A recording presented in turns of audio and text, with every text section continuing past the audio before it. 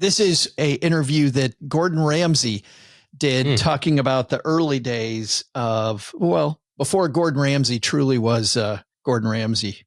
We were young, we were stupid, and we were skint. I remember going to ask her father if I could borrow 20 grand for the deposit for a flat that we fell in love with. And I thought this was all going well. Lunch is good. I'll pay for lunch. And I said, oh, by the way, about that deposit, Tan and I, we've got half of it. We need the other 20 grand. I'll pay you back in a year. He said, okay, here's what I'll do. I'll have another lunch with you when you sell your Porsche.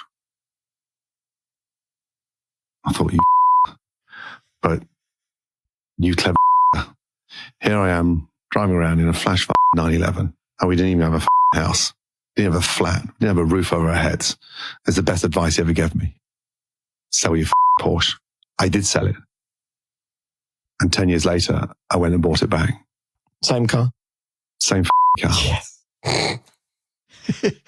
But how many times, OG, have we talked about this? People borrowing money and at the same time not paying people back while they're flashing money all over the place. Oh, it's not even that. It's just the priorities, right? Like when you're looking at your financial plan and you're thinking about going, okay, I need to right the ship, or I need to point this in the right direction, or like wherever you are, you have to recognize that everything counts. Everything's on the table, even the thing that you like the most, whether it's the trips or the things that you have or the house that you own or, whatever, like going out to eat, like all of those things have to have the same priority, which is zero. And then you build up the financial plan from there, and what's left gives you the opportunity to do it. And I think so many people think, well, I can't sell the Porsche, metaphorically, right? I can do everything except sell the Porsche. It's like, no, you can sell the Porsche. You can buy back later.